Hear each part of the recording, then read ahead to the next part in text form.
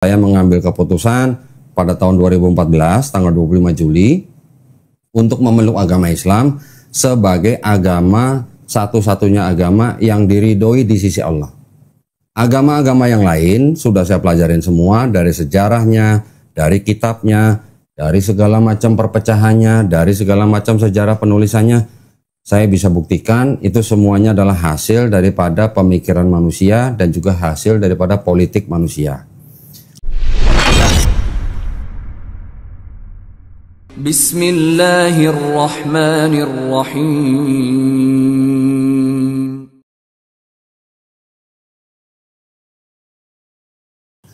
Saya sebelumnya adalah berasal dari keluarga Kristen. Saya dari bayi juga dibesarkan di dalam keluarga Kristen. Setelah saya melalui perjalanan panjang sampai saya sekitar umur 40-an, saya adalah seorang Kristen yang taat. Saya adalah Kristen yang rajin ke gereja dan juga rajin bayar perpuluhan. Namun begitu, pada suatu saat dalam perjalanan hidup saya, akhirnya saya menemukan bahwa ternyata di dalam kitab saya yang saya pegang dan saya imani pada waktu itu, yaitu yang saya sebut dengan Alkitab pada saat itu, ternyata saya menemukan bahwa di dalam kitab saya ternyata walaupun ada kebenaran, tetapi telah bercampur dengan kebatilan. Kebatilan di situ maksudnya adalah sesuatu yang tidak benar atau sesuatu yang tidak murni berasal dari Sang Pencipta. Saya sampai umur 40-an masih merupakan Kristen yang taat dan saya percaya dosa saya sudah ditebus oleh matinya Yesus di atas kayu salib. Nah, namun begitu saya melihat di dalam kitab saya ada ayat yang tidak asli, akhirnya saya ragu. Jadi akhirnya saya berpikir bahwa yang namanya kitab suci itu tidak boleh ada campur tangan manusia, ya. Nah, kemudian setelah saya mempelajari beberapa agama yang lain, saya jatuh kepada agama Islam sebagai jalan hidup saya sekarang. Di dalam Islam menawarkan yang namanya jalan keselamatan ke surga itu caranya dengan mudah sekali dan dengan cara yang logis sekali. Nah, di dalam Islam kami memahami bahwa sebelum kita lahir jadi manusia, roh dan jiwa kita itu dulu sudah pernah bersyahadat kepada siapa? Kepada pencipta kita. Pencipta kita yaitu Allah Subhanahu wa taala. Kita sudah bersaksi dan berikrar bahwa Tuhan kita hanya Allah Subhanahu wa taala. Allah itu adalah nama Tuhan dalam bahasa Arab. Kemudian di dalam Islam kita juga memahami bahwa setiap bayi yang lahir itu sebenarnya dia adalah fitrah. Fitrah dalam arti dia sifat asalnya tidak bisa berbuat apa-apa kecuali berserah diri hanya kepada penciptanya. Sehingga dalam konteks fitrah dia adalah seorang muslim. Muslim artinya adalah orang yang berserah diri hanya kepada kehendak penciptanya. Jadi setiap bayi yang lahir dia bisa menjadi besar karena dititipkan kepada orang tuanya. Ketika bayi itu nanti besar, dia bisa menjadi Yahudi, Nasrani, atau Majusi karena orang tuanya. Namun ketika orang itu nanti besar mendengar Islam, menerima Islam, bahkan sampai dia memeluk Islam, orang itu sebenarnya tidak pindah agama. Tapi orang itu kembali ke fitrahnya dia sebagai manusia, yaitu sebagai muslim, yaitu orang yang hanya berserah diri kepada kehendak penciptanya. Itu konsep yang paling utama di dalam Islam. Islam sendiri itu adalah berserah diri. Jadi kalau orang Islam dia sudah diberikan kehidupan di dalam dunia ini, yang perlu dia lakukan hanya berserah diri kepada penciptanya. Berserah diri bagaimana? Yaitu dengan bertakwa. Bertakwa itu artinya apa? Artinya menjalankan perintah Tuhan dan menjauhi larangan Tuhan. Ya, jadi seseorang yang beriman dan dia melakukan amal soleh, tempatnya adalah di sorga. Sesuai dengan Quran surat Al-Ankabut ayat ke-58.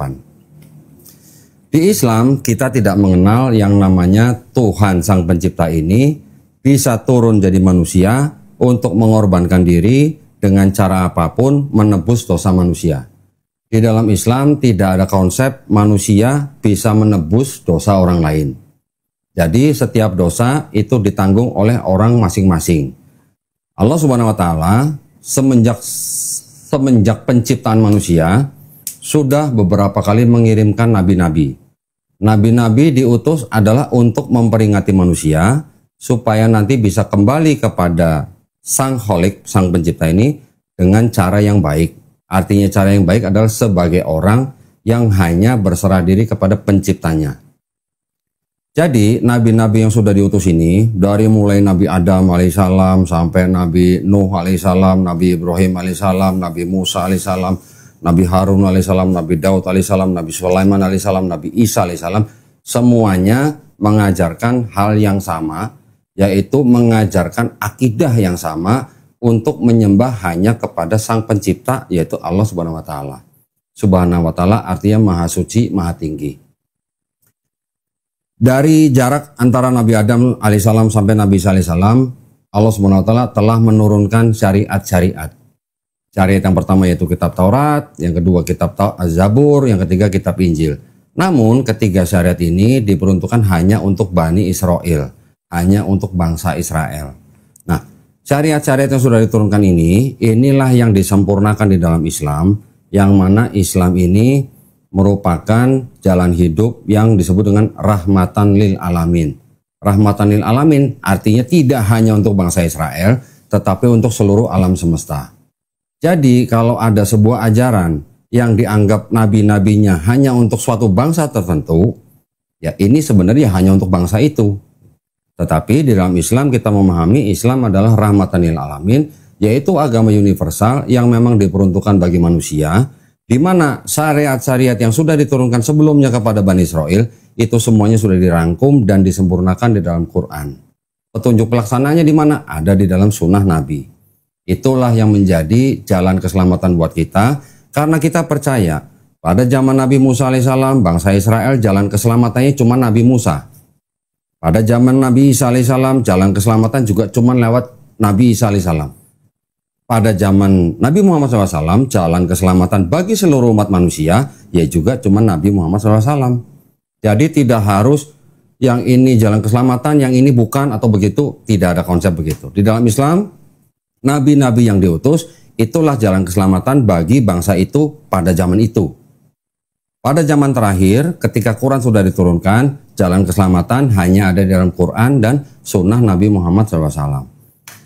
Kenapa di dalam Quran kita tidak mengenal konsep ada Tuhan yang bisa turun jadi manusia menebus dosa orang lain?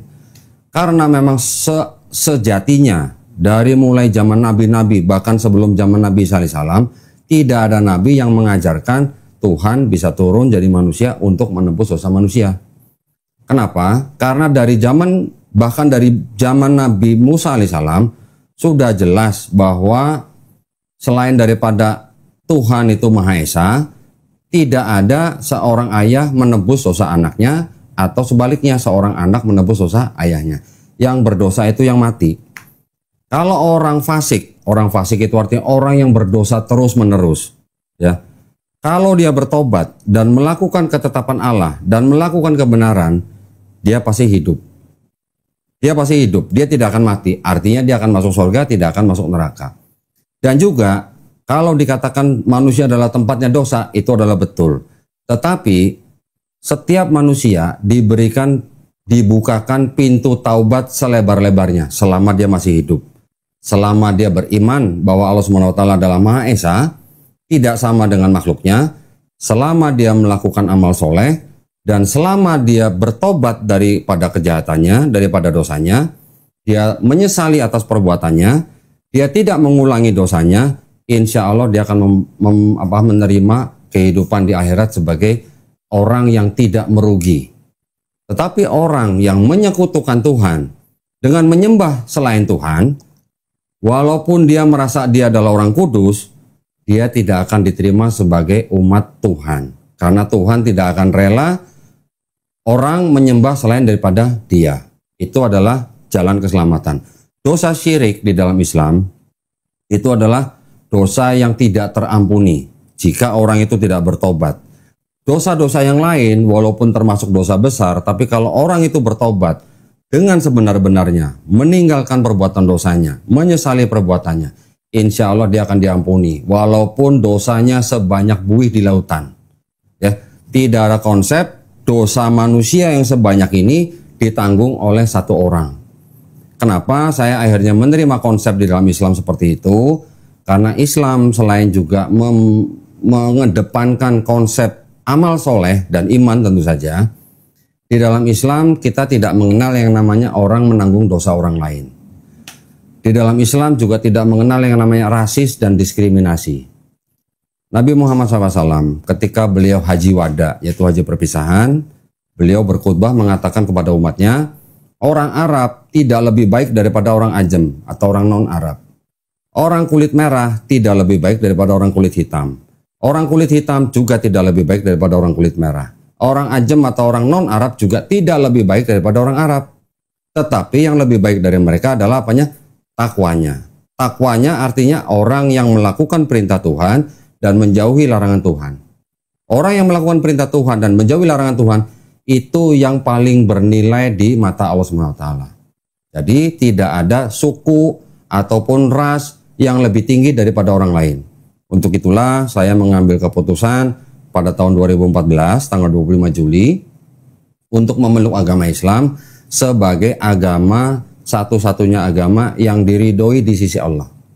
Agama-agama yang lain sudah saya pelajarin semua, dari sejarahnya, dari kitabnya, dari segala macam perpecahannya, dari segala macam sejarah penulisannya. Saya bisa buktikan itu semuanya adalah hasil daripada pemikiran manusia dan juga hasil daripada politik manusia. Saya juga sudah menguji ulang kitab saya yang dulu. Ternyata di dalam kitab saya ini selain mengandung kebenaran, tetapi juga mengandung kebatilan. Kebatilan yang saya maksud adalah adanya kontradiksi. Ratusan kontradiksi yang sudah saya rangkum. Juga adanya yang namanya ayat tidak otentik. Tidak otentik artinya apa? Ayat-ayat ini adalah ayat-ayat hasil pemikiran manusia yang disisipkan ke dalam kitab ini sehingga dianggap menjadi ayat. Pemikiran manusia atau catatan kaki di pinggir halaman disisipkan menjadi ayat sehingga itu yang dipakai oleh orang kalangan agama lain sebagai konsep ketuhanan. Nah, itu yang akhirnya membuat saya mengambil keputusan untuk meninggalkan agama Kristen sehingga saya memeluk agama Islam, di mana di dalam Islam saya yakin Quran sebagai pegangan orang Islam itu adalah murni firman Allah SWT. Karena di dalam seluruh Quran kurang lebih 1/6-nya, kurang lebih 1000 ayat yang berhubungan dengan sains ternyata sudah terbukti oleh sains zaman sekarang. Itu membuktikan bahwa tidak mungkin ayat-ayat Quran yang diturunkan 1500 tahun yang lalu itu adalah karangan manusia. Sains zaman sekarang yang sudah sedemikian maju mengkonfirmasi kebenaran ayat Quran. Jumlahnya kurang lebih 80% dari kira-kira 1000 ayat di dalam Quran yang berbicara tentang sains.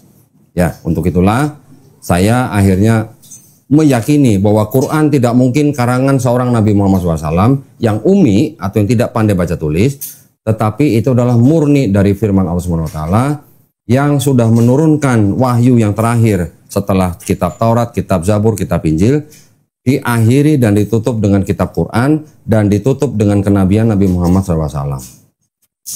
Quran dan kenabian Muhammad SAW ini adalah yang menjadi penutup daripada semua nabi-nabi yang sudah diutus dari Tuhan Sang Pencipta kepada bangsa tertentu, yang mana Quran diturunkan tidak untuk bangsa tertentu. Jadi ini Quran adalah diperuntukkan untuk semua manusia, semua makhluk, bahkan disebut rahmatan lil alamin. Jadi saya sebagai orang Indonesia, saya sebagai orang keturunan Cina, saya tidak ragu untuk mengikuti Quran karena Quran ini untuk semua makhluk termasuk saya. Tetapi kalau Bible disebutkan Yesus bahkan ke nabi-nabi sebelumnya, bahkan sampai ke Nabi Daud, bahkan sampai Nabi Musa alaihissalam, Quran dan Islam pun percaya bahwa mereka diutus hanya untuk bangsa Israel, tidak untuk bangsa di luar Israel. Kami juga mengimani bahwa Quran membenarkan kitab-kitab yang sebelumnya diturunkan kepada Bani Israel, Taurat, Zabur, Injil, tetapi dikarenakan tidak murninya kitab ini, sehingga di dalam Quran dikoreksi.